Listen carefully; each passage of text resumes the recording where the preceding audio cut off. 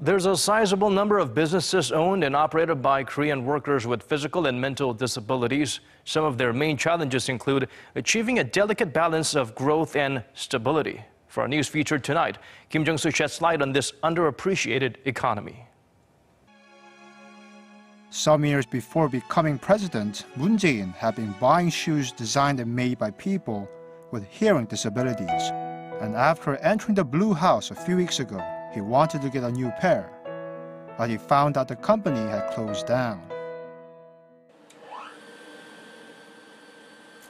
Another company in Incheon that's still in business makes shoes specifically for people with conditions that affect their feet. In Korea, disabled people own or manage more than 39,000 companies. And while many of them are experts in making specific products, they often confess that they're less knowledgeable about how to run a successful business. Before starting this company, I had been working for almost 30 years at a shoe factory that made shoes for the mass market. But there were many things I needed help with, such as deciding on the right hourly wage. Back at my first factory, we were paid by how many shoes we made regardless of their quality. But for me, customer satisfaction is a core value. In line with that principle, the company keeps its doors open so customers can walk in any time and order specific designs. It was founded 6 years ago, and of its 5 employees, all but one have a physical disability. According to a 2016 survey by the Disabled Enterprise Business Center, the average company owned by a disabled person lasts for 15.5 years, while the national average is about 14 years. That doesn't sound too bad, but more than 87% of them also employ fewer than 10 people, meaning there's much less variety in size, and that they're hesitant to expand. We're able to pay our employees just enough to keep them on, but working like this, we can only produce 3 shoes per day. It's not been long since we turned our profit positive, and we've always had trouble borrowing money from financial institutions. The Disabled Enterprise Business Center in Seoul, which also helped the Four Seasons Trade Company initially, is aware of the barriers to growth for existing companies. But for now, its focus is on helping more entrepreneurs get started. It also guarantees financial support for up to 5 years after a company's founding.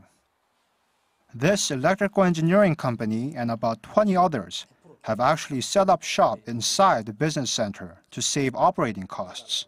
The rent is about $100 per month, shockingly low for the Seoul area. I had worked for a construction company for 20 years as an electrician. Then I quit and decided to start a business of my own. I got a lot of help from the center in terms of legal paperwork and startup funding. But he says the disabled community still has a long way to go in terms of acclimating to Korea's corporate ecosystem and culture. In my case, I tore a ligament while playing soccer, but that wasn't an impediment to learning how to run a business. I also have my previous work experience to rely on. But if someone is disabled from birth and has been isolated from society for a long time, I'd imagine it would be a lot harder for that person to learn how a business is run. Experts studying the ecosystem say that one challenge with disabled entrepreneurs is a persistent skepticism among the public about the products they make. I've consulted with over 500 companies, and I've noticed that people still harbor some kind of mistrust when it comes to the disabled and using or investing in their products, even if they've been certified by the government.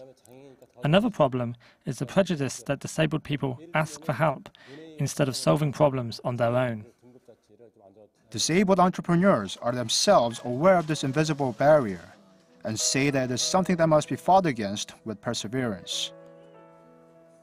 We are physically disabled, but that only means we must invest even more in our R&D if we want to grow a successful business. Of course, there might be some social prejudice, but I don't recommend playing the blame game, especially if you're intent on running a business. Jung-soo, Arirang News.